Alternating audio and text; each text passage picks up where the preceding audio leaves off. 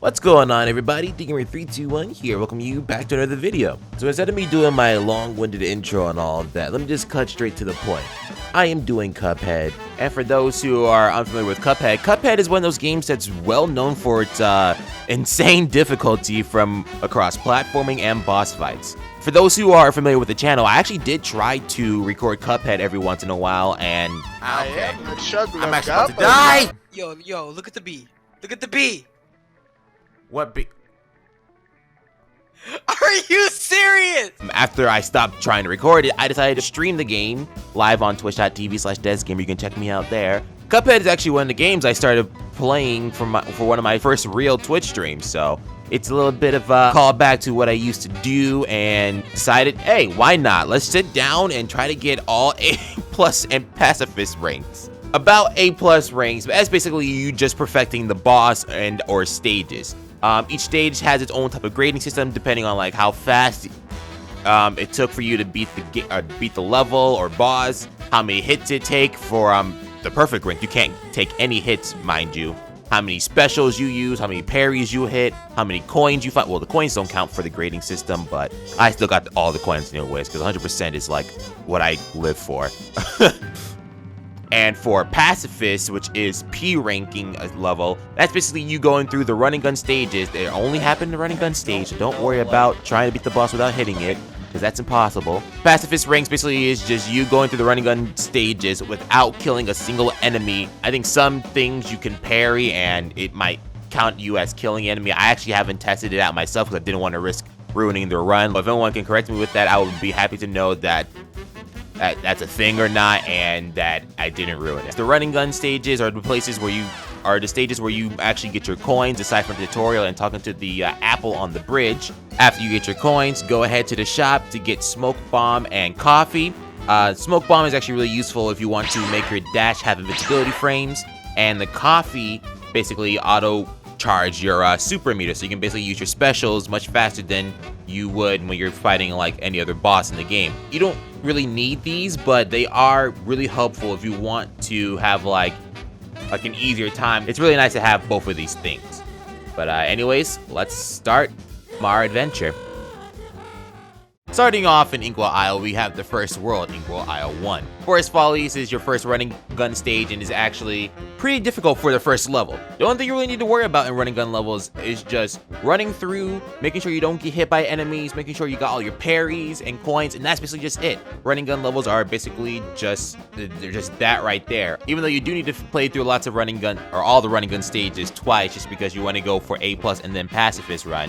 Luckily, after you've done the A+ for the first time, don't worry about getting hit, don't worry about doing all that other stuff, just make it to the end without killing enemies. I do remember just trying to like ease my way into the game and running through some minor problems, but it's just a quick easy win for its Follies, not too hard of, you know, a level. Then we have Goopy Legrand, the second boss of the game. You can easily just avoid a lot of his attacks because he basically does the same thing for both phase 1 and 2, where he just bounces up from the left and right of the screen over and over again. Just duck under his attack. Basically, first phase is just him being small, second phase is just him being bigger. Once you switch to first to second phase, however, you do want to make sure you parry those question marks he does spawn, because those are the only places you can parry in the fight. But after you do that, second phase starts the same as the first phase, and then after you beat the second phase, Tombstone falls down from the sky and tries to flatten you. I don't know how he died before he died, but luckily for us, we killed him, beat the boss, got the first contract, and then move on to the second boss. I didn't do that. I decided to try and tackle another running gun level just because of how much I hate Tree Trop Trouble. Tree Trop Trouble is the second running gun level of the game. It shouldn't really be, you know, that challenging aside from the first level. It is. It's basically running gun stage. There is like a mini boss at the end of that stage that you do have to look out for. There's certain platforms you have to be aware of, certain enemies that are off screen, and this is actually the first level that shows you how screen scrolling can screw you over, because if you go too far up and then start falling all the way down to the bottom, if the screen doesn't pan down fast enough, you are actually going to get hit by the bottom of the screen, the blast zone, if you will. And funny thing about that mini boss, you don't have to fight it. Every run and gun stage has a way for you to beat the level without killing the enemy. There are a lot of strategies you can do on run and gun stages. That's all you need to know. And then after that, I go over to the first mausoleum just so we can get the first super ability. The mausoleums, by the way, are the only places where you can get your super. For those who are confused, there's a special and there's a super. The special is just like the little charge shots, basically, of what you do when you have like one of your bars filled. And the super is basically just if you have a full bar, if you have like all the cards charged up, it basically makes a sound. You'll know that your super is there. And you can do like a super special move. First mausoleum is basically just a parry check. If you know how to parry, time your parries, make sure that the pink ghosts don't hit the chalice in the center. First mausoleum, very easy. And then you move on to the root pack. The root pack is the first boss of the game. Hello, nice to meet y'all, Mr. Potato, Onion, and Carrots. The root pack, even though it's the first boss, I kind of think it's harder than Goopy Legrand just because there's a lot more stuff happening on the screen. You have to make sure that you have to parry the worms that the potato spits out. And that's basically just it. The potato just spits out worms and dirt. So once you're done with the potato phase, you move on to the onion phase. And you can actually not attack the onion. If you don't hit the onion when he comes out of the ground, he actually just doesn't do anything. I decided to take violence though and kill the onion as well. And then we move on to the carrot. Once you reach past the onion, you can't parry anything else in the boss fight. You have to make sure you fight the carrot. The carrot, he actually has two different phases. The phase that people are mostly familiar with because they always try to kill the onion first is just where the carrot's just there doing his mind tricks, sending out these flying carrots and then trying to mind kill you. I don't know. He tries to play with your mind or something. If you do make it to the third phase without hurting the onion at all, there's like a little I think it's like a rutabaga that spawns up, and he basically is just like your floor obstacle. I don't think you can kill him either. If you haven't practiced forward prior to you trying to get A+, then don't try to spawn the rutabaga. Just kill the onion. The onion phase is just pretty easy, and then the carrot phase, you just gotta make sure you have the tools necessary. Oh yeah, don't forget to buy extra weapons.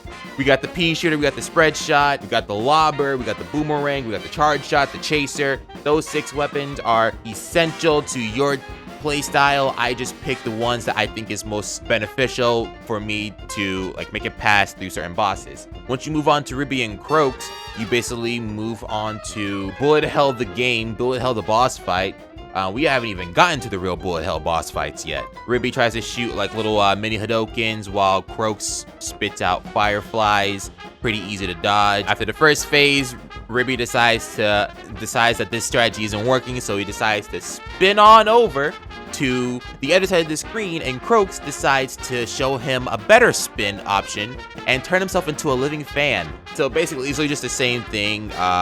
I think Croaks can still shoot out fireflies. What you really do have to look out for is just a little other key blast that Ribby shoots out. And after you've done that, it's time for the third phase. They both did like a fusion dance somehow and decided to turn into a giant slot machine. The slot machine shoots out coins until you decide to parry this little slot arm. Get the wheels rolling. Decide which fate best suits your death, because there are different spots to where the slots can end up on. There's the frog, there's a tiger, and there's the demon one.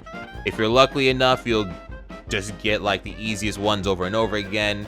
The frog one is basically just you jumping on top of a platform that multiple platforms that cover the floor, and it gets faster the more or the longer the phase takes. Just use your specials a lot because you should be able to generate enough to get like 1 or 2 more supers if you have gotten your super already.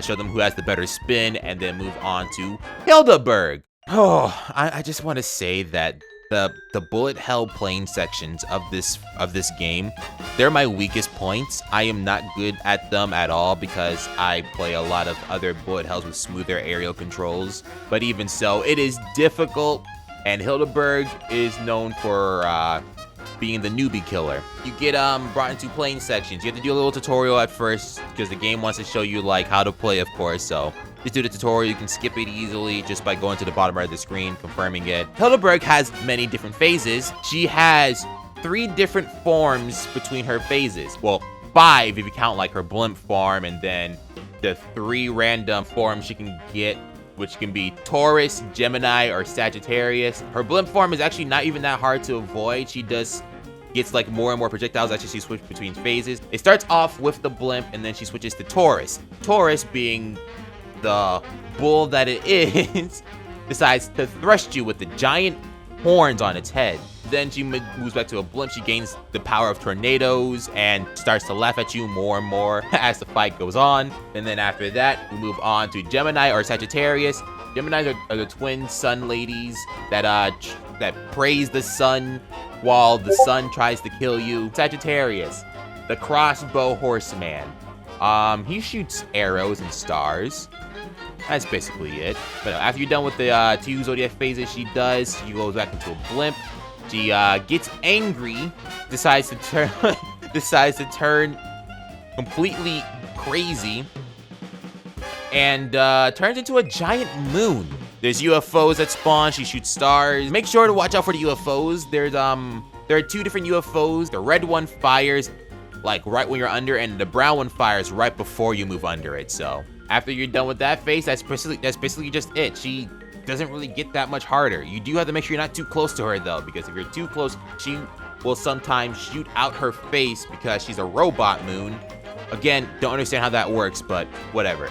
Hildeberg, done. Cagney Carnation, the flower boss, the Flowey of Cuphead, and his amazing song that's been added to Smash Bros. So, hey.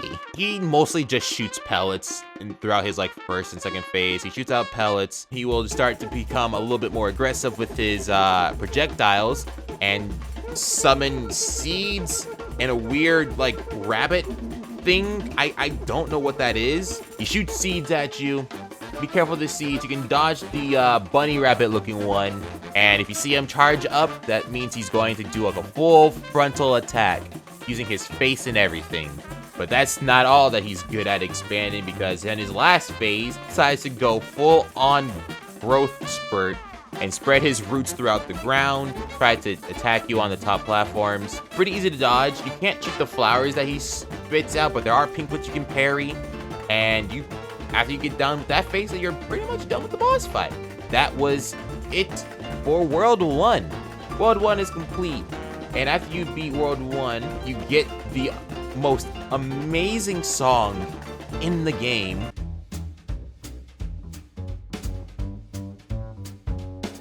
I'm Mr. King Dice. I'm the gamest in the land. I never play nice. I'm the devil's right-hand man. King Dice has amazing music. I'm just going to say that. You talk to King Dice after you defeat all the bosses, and then you move on to the second world. Moving on to World 2, which is called Inkwell 2. Again, they could have done it they could have thought of something creative, but whatever. You start off with Beppy the Clown instead of going to like the bosses that first line up.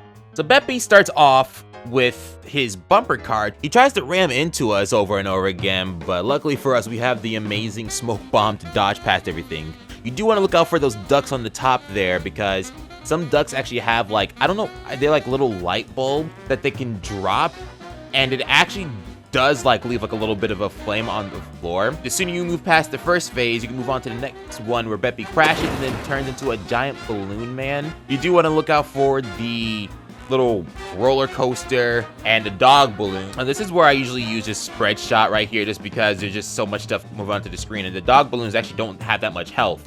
You make sure you aim your special meter while he's on those little donkeys. It's actually really easy to get hit during this session, just because there's going to be a lot you need to focus on with both the roller coaster going on in the background, and there's actually 2 parts of the donkey you have to look out for. The green ones where it goes up and down on the screen, and the yellow ones where it just basically pans over to the top of the screen and then starts shooting down. The final phase of the fight, which he also turns into another theme park related thing. I don't even know what this is. Is that a carousel or something? Pretty simple. Make sure you just watch out for the roller coaster and the penguins that he spits out every once in a while. The penguins are actually the most challenging part too, just because they do throw out baseballs. Try to like clear the floor off, or clear the floor out with penguins, or if the roller coaster does come through, you can actually use the roller coaster to kill off the penguins, and you can just focus on targeting Beppy and then finishing him off for a quick and easy win.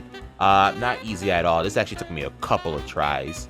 So instead of me actually continue on through some of the boss fights, I actually head straight for the running gun level. Funhouse Frazzle. This is actually a pretty interesting level to play on, especially for Pacifist run. Again, it's the same thing as any other running gun level. You just got to make sure you don't get hit, collect the coins, so you can buy some of the things. There is like a cool trick you can do in this level to bypass the wall that you run into. So basically, that door, well, the wall that has that little eye in the center, when it open up one of the mouths to let the cars go through, you actually want to dash through that opening there. Not only will you avoid getting hit by the cars, but you can also just literally go through the mouth and skip the whole entire wall. It ends up killing the wall anyways, but you didn't kill the wall. It just choked on a cup. The second wall basically is the same thing. And then, again, easy running gun stage, done and over with. So after Funhouse Frazzle, I actually went ahead to fight Jimmy the Great, the little genie boss fight that you have to use a playing section for. And one thing you want to do before you do fight the boss is talk to the guy who was in front of the blueprints for the plane section. You actually get your secondary plane weapon from talking to the aviary guy. I don't know what his name is. I never decided to look it up, and I'm never going to. Jimmy the Great, he sometimes spawns in little cats. He shoots his face as like those ghost skulls and swords you can sometimes parry. There's a lot of things you can parry in this fight. After you beat this first phase, you get into a screen scrolling section where you have to shoot out the faces in those pillars so you can make it through to the next phase of Jimmy. After that, he turns into a mummy himself and used like this weird ghostly present spiritual essence thing. But this fight actually does have a secret phase that you can unlock. It's actually with this Cuphead phase right here. It's actually a really easy phase. The only thing you have to really worry about is just make sure the hat doesn't hit you or shoot you with the pellets. That's actually the most challenging thing in that phase. And then after that, after you beat the mini Cuphead, you fight a giant genie. Watch out for the pyramids, watch out for the little eye lasers he shoots, and then you're pretty much done with the fight. Not actually a difficult fight at all. And then after you fight the good and bad genie, Baroness von Bonbon, she sends out her henchmen to try and fight you. You can get candy corn, you can get a waffle, you can get a gumball machine, you can get a gobstopper or jawbreakers as I am known to call them. You basically, for the first few phases, you just go through a roulette of this fight. Oh, I forgot about the cupcake.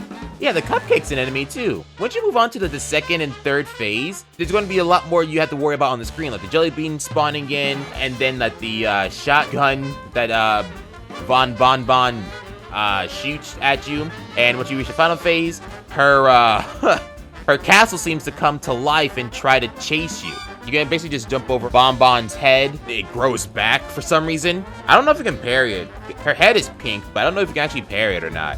I didn't try to. I just parried the little peppermint that comes out, the pink peppermint, strawberry flavored. You basically just target only Von Bonbon on the last phase because it's the only thing that can actually take damage in this fight, and then you pretty much are done. Going straight over to Funfair Fever. This stage is actually pretty interesting. I actually do like this stage a lot. It reminds you that you can actually do parries on every pink object. Some pink objects. Not every pink object is parryable for some reason. Another stage right here, we can actually use the smoke bomb to bypass a lot of the walls you get into. Play your best, make it through the pretzel section. Make sure the hot dog, if you're not doing pacifist, you can kill the hot dog just to make it to the end of the stage. And that's pretty much it for Funfair Fever. On to the second mausoleum. The second mausoleum basically is just the same thing as the first one, but harder. After that, you get the special ability that gives you invincibility. Then we move on to the next boss fight, which is Wally Warbles. He's a cuckoo clock, basically. After you make it past the first phase of him spitting eggs and sending out his children, he's just gonna get mad, have a temper tantrum, and shoot off like his razor-sharp feathers. And then after you just beat that phase, he sends out his kid. You basically hospitalize the bird, and then his kid has to do the fighting for him. And his kid is actually not that difficult. Weave through the eggs that circle past them, they go in and out, and then he just shoots this laser that's always pink, so you can just get 3 parries right there if you want to like make sure you have enough parries for the end of the fight. The kid cries and runs away, and they call his dad, which is currently still on the way to the hospital. The dad apparently was hospitalized for more than just you kicking his butt. He's apparently throwing up so much junk. He even like forces out his heart to start attacking you. He also shoots pills and boots. The pills split off and like home in at you once you're done spinning in the air, so you have to look out for that. But once you're done with all of that, you're basically done with the boss fight. They're seasoning up the bird. Can I get a wing? Grim Matchstick. You have to worry about platforming as well as fighting the boss. You could make this fight easier by using Chaser Gun, but once I bought Charge Shot, I just used it for like for the remaining bosses because Charge Shot does so much damage. He shoots off these giant meatballs and stick his tail at you and shoot eye beams. This dragon has all the powers in the world. And doing this while platforming too is definitely a challenge. After that, you move on to the next phase where he decides to sneak up from behind you and shoot more fireballs.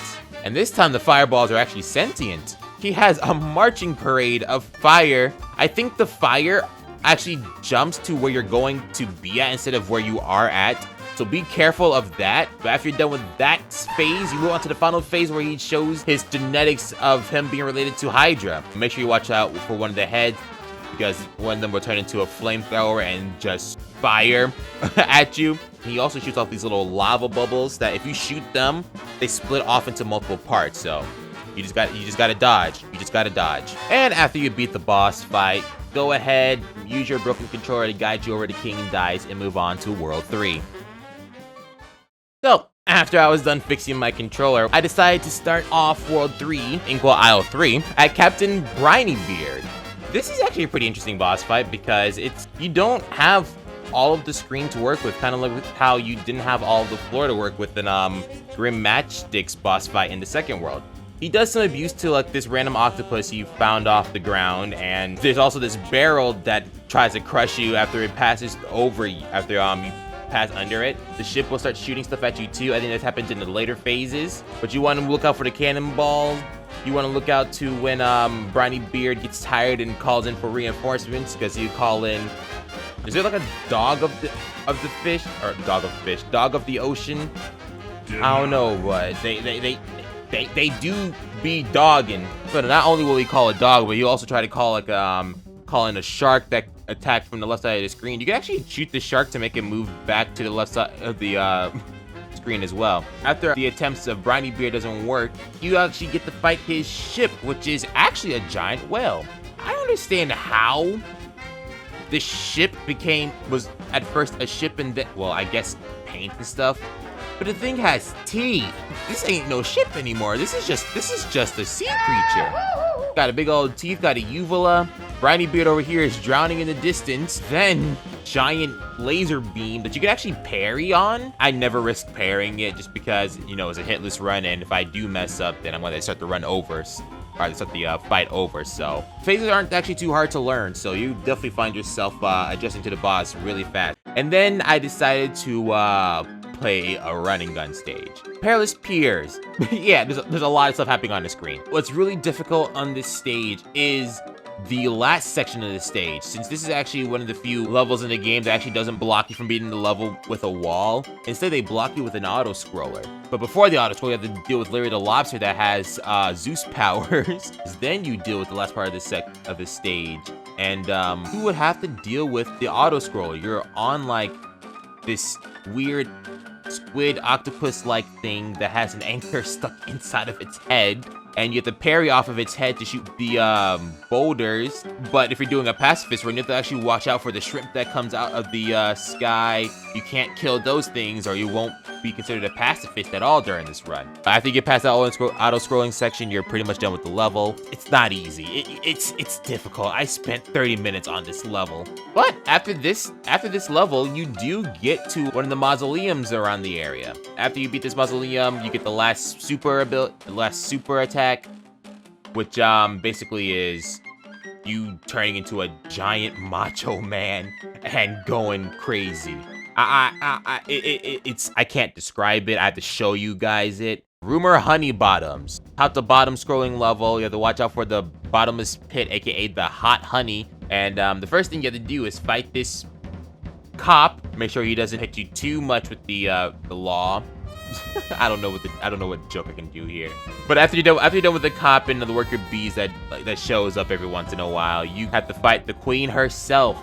First thing she's going to do is try shooting off like either an orb or a triangle at you. The orb you can parry, and I think it actually does count as like real parries for the point for the score itself. And if she shoots the triangle itself can't be parried. Even though it does radiate pink, it's not pink itself. But the projectiles that the triangle does shoot is pink. And after you do that, she tries to go straight to the center and shoot these buzzy bullets. I try to make like a Mario joke, but they're just bullets. Once you beat that phase, she will turn into a giant plane.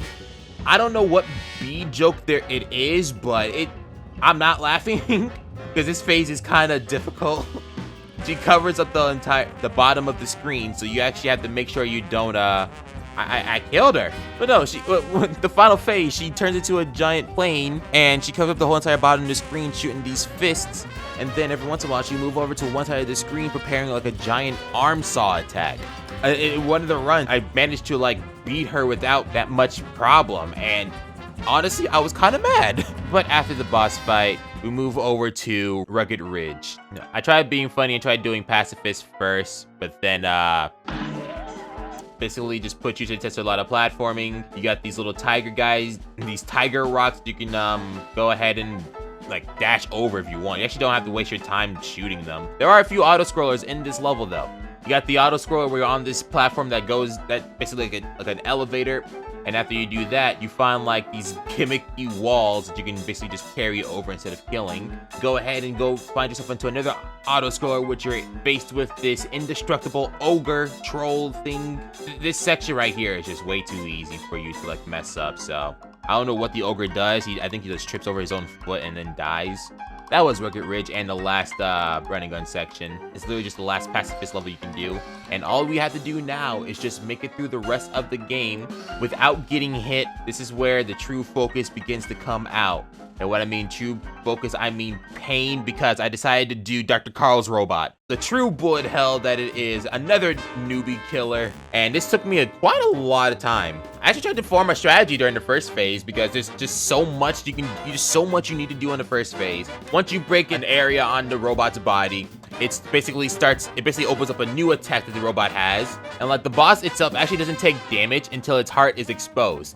The way to get the heart exposed on the boss fight is destroying all the 3 body parts that you can attack on the robot. And once you do expose the heart and manage to dodge through the many projectiles that the boss throws out, the boss itself loses its head and flies across the screen. You'll still be chased by the nuke from the boss every once in a while, but after that, the head will go down and Dr. Carl will reveal himself, and then you'll have to do another bullet hell section. Don't get caught behind the walls that are closing.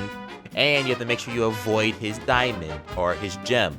After the pain, after the, I want to say like hour-long pain that it took for me to beat the fight, I can finally move on to Werner Wehrman, a war rat. I guess the mouse is like the sergeant or something. So he starts shooting lots of stuff in his cannon, so you have to watch out for attacks above. The cherry bombs he shoots, there's like a little fire explosion effect at the bottom of the stage. You have to avoid that as well. And after you do that, you can utilize the 3rd super ability you get from the 3rd mausoleum and rack up a ton of damage on him. It's just avoid the fire and then the bottle caps and then, oh my god, a giant cat. Tom decided that it's snack time. And honestly, I struggle a lot with the cat. Just shoot the ghost, watch out for the falling planks and the cat's paw, and then realize that Wiener Werman is actually really good at making cyborg cats. I actually forgot that one of the bosses existed in the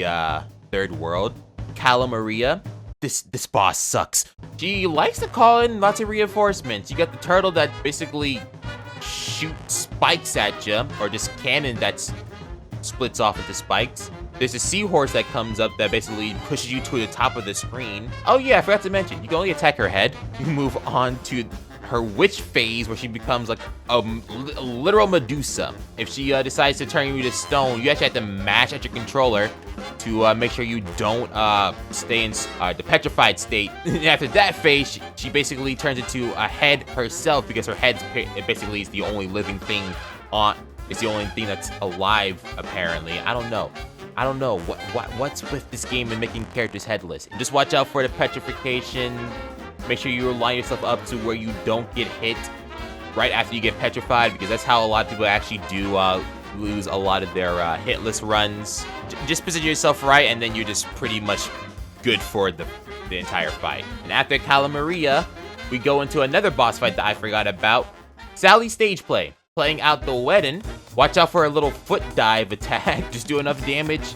She moves on to the next phase to where she gets married and then she has a family, but oh no, the cub that tried to kill her the first time is back for vengeance. And then you have to fight the whole entire family. When I mean the whole entire family, I mean the mother and the child, because the father is too afraid to fight. After you avoid literally the exact same fight, as well as the little wind-up toys on the bottom and the baby bottle, you move on to the next phase after she has died and turned into, like, what is it, a goddess or something? What is that? Is she a demon? I don't know. I'm looking at her right now. I have no idea what this is supposed to be, but she apparently can control weather. Lightning shoots from her, a meteor that comes down that you can shoot the meteor to unlock like a star you can parry, a big wave that if you don't have smoke bomb, you can use the star to parry over. But I have smoke bombs, I can just go through the big wave. And then after you beat that phase, it's just the credits. She's not even worried about you. You just take your free shots. Watch out for the roses, the parasol or umbrella or whatever. And luckily for me, I forgot to parry and use my special meter. So I had to go and fight the boss again. And that's actually where I figured out that there's actually multiple sections of this boss, or there's actually that hidden phase in this boss fight. Those angels in the first phase of the fight, if you manage to parry off of her heart, or off of the little kiss she does, and land on both the angels, it actually loosens the chandelier up top and crushes the husband. And it switches the second phase from them being a happy family, and she's at St. Timothy's nunnery. So you deal with the same toy cars, but the nun is the one that throws stuff at you. Hey, remember that guy you killed? There he is. It actually adds a lot more difficulty to the third phase as well. I think there's something different. I think there's something harder for the last phase as well, but I don't see what so much harder about it. And then we move on to the final boss fight of World 3.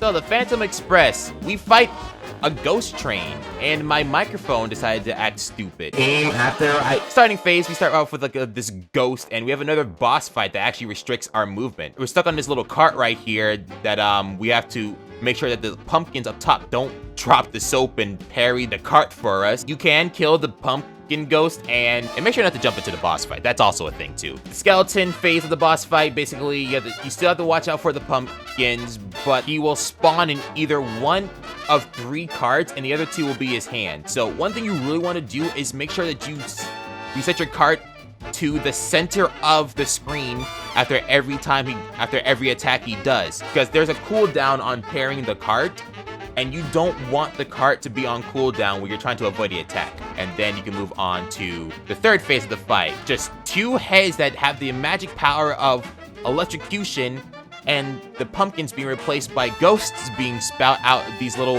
pipes at the top of the center of the train. Focus on one head, because afterwards the rest of it will be pretty easy, because the head can only attack on its side of the screen and the center side, so they'll never go on to the full other side of the screen. And then we move on to the front of the train. The front of the train has grown sentience and can run instead of right on the tracks for some reason. What you want to do for the train, since the heart of the train is hidden, you would want to parry the tail and then target the heart. Watch out for the bones it shoots, watch out for the fire it shoots. After a certain amount of time, you have to parry the tail again. Once you make it to this part, as long as you don't choke, then you should be pretty fine with completing the boss fight. And you pretty much are done with World 3 of Cuphead. And after all the hard work that was done in the third world, we move on to the final world called Inkwell Hell. The only world in the game that's not Inkwell Isle 1, 2, 3, or 4. Admiring the giant casino that our greatest adversary has made, we move on to the second to last boss of the game, King Dice.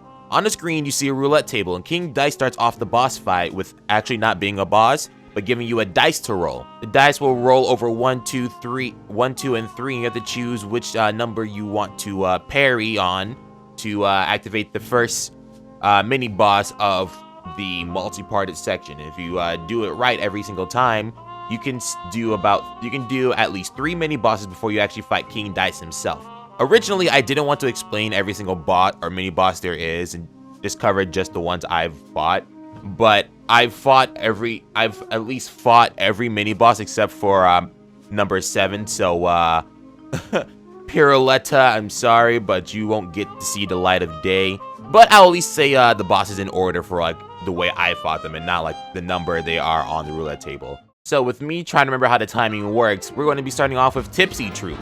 Tipsy Troop is one of the 9 mini bosses, and it's actually really easy because there's not that much on the screen. Each member of the Tipsy Troop have their own unique attacks. So shot glass on the bottom will shoot liquid at you horizontally on the bottom of the screen. The big bottle on the far right of the screen will shoot liquid vertically up, and then it will target you from the top of the screen to the bottom. And then all you have to worry about afterwards is just the olives that the wine glass shoot. And then over time you'll be able to thin them out and beat that phase. Next boss, according to the order in my list, was Mr. Easy. I thought I would be able to fight him very easily, but that was short-lived. So we move on to Chips Bettingen right now, which is just you avoiding the chips. They split off and then move horizontally on the screen. Very easy to dodge if you have the smoke bomb. Not a hard boss at all on the list. Move on to the next boss I fought on the list. We move on over to Fear Lap. Fear Lap, it's a flying boss. First thing you want to make sure you look out for are the ghosts that fly up from the bottom of the screen. Some of the horse racers are actual ghosts, and they will shoot straight up after you travel above them, so be careful about that. Aside from that, you have to worry about the gift box that Fear Lap throws out. You have to worry about the foreground blocking your vision too. But since I failed to beat Fear Lap, I went back to Mr. Wheezy on the first run, and even though I got hit, I did try to like learn the boss phases. So all you have to do is just jump over the little fire pellets he spits out and just dash through the mini cigarettes. Stomp out that cigar, and then you move on over to Hocus Pocus. He has a few magic tricks up in his sleeve. He will shoot skulls that will surround you and close in on you after a certain amount of time. You can easily just dash through it though, or just go through a gap. But in certain parts of the fight, he actually does unleash card symbols that come from the top or bottom of the screen. So after playing it safe and moving on to the next fight, we get to fight Mr. Chimes. Mr. Chimes is an interesting boss fight because it's another one of those flying ship boss fights. But the funny thing about it is that it's a matching game. After you match a card, you get the opportunity to fight Mr. Chimes. You just rinse and repeat. Once you reveal the last cards, you get to fight Mr. Chimes for like one last battle to the death, and then that's it for boss fight number 9. But sadly for me, I'm not really good at the ship fights, so I had to do the whole entire sequence over again. And during that, I got to fight Pippin Dot, which is number 4 on the list, but number 7 of the bosses I fought. Auto-scroller boss fight. Make sure you watch out for the spikes on the bottom. Don't get hit by the spikes on the far left. They will spit projectiles, and there's also a domino piece that follows, that's pans around the screen, that flies around the border of the screen, so be careful of that. You can easily kill that domino though. After you beat that fight, work your way back up through the list, and you'll eventually fight Mangosteen. Mangosteen will get backed up by angry chalk pieces, as well as throwing up tiny... But after you beat all the bosses and not hit start over, you get to fight King Dice himself. King Dice doing some weird hand dances to spawn in playing cards. Parry on the cards that you land above, and then King Dice will just be easy to fight. All the cards that you parry actually does give you a little bit of your super meters, so you can actually do that to charge in some of your specials or super if you want to like go for max damage. But overall, the final phase of King Dice is just free. And funnily enough, you actually don't even need to do this fight hitless. I tested it out literally during this stream, and I found out that it's not that you need to finish the stage with full health. You need to finish the stage with at least 3 health, so you can literally cheese the entire A+ rank. I decided to continue doing it hitless though after King Dice because I've already done the rest of the bosses hitless, so why not? Moving on to the devil himself, the final boss of the game. And surprisingly, he's not that hard. You do have to time a lot of stuff though, because he throw out minions to cover the bottom of the screen. He'll turn into a snake. He'll turn into a goat at times. He'll turn into a spider. He'll spawn fires or bubbles. And that's probably where you're gonna get most of your parries for to fuel up for the next phase, to where he decides to become Sans and then regrow his skin. You get to fight the true form of the devil, where he's just really big and spawns in giant nukes from his ears. Not only do you have to worry about the nukes, you also have to worry about the chip pieces, but after you rack up enough damage, he'll move on to the next phase where he starts getting a lot angrier than before, and he starts throwing out random henchmen to attack you, as well as reduce some of your platforms. But after you continue beating him up, you'll start getting sad and start crying. You can parry his tears to like stay in the air for a bit, but you can easily just jump around the falling chip piece on your solo platform and then dash back. Not too hard, and once you reach that crying phase, you're pretty much done with the boss fight. After you fought through literal hell and back to get to the devil and beat him, he is not even that hard. I don't even think that took me 20 minutes to like fight. And yeah, that is literally how I got in all A+ ranks and Pacifist ranks in all the stages of Cuphead. And hey, I actually had fun doing this, so if you guys have enjoyed, just let me know and we'll do this for another game that I've played and I really want to challenge myself to beat. But anyways, I think a good note to end this video on is just to have our favorite Cuphead group sing us out. It's nice to rest your eyes and maybe go outside. Grab a book and get some air. So what are you waiting for? Why not take a quick break? Tune the radio. There's chores to do, there's leaves to rake. Strum the old banjo. You can practice your Lindy Hop. And maybe later sing with your barbershop. Why not take a little quick break and come back for more? Or then come back for more. Or please come back for more.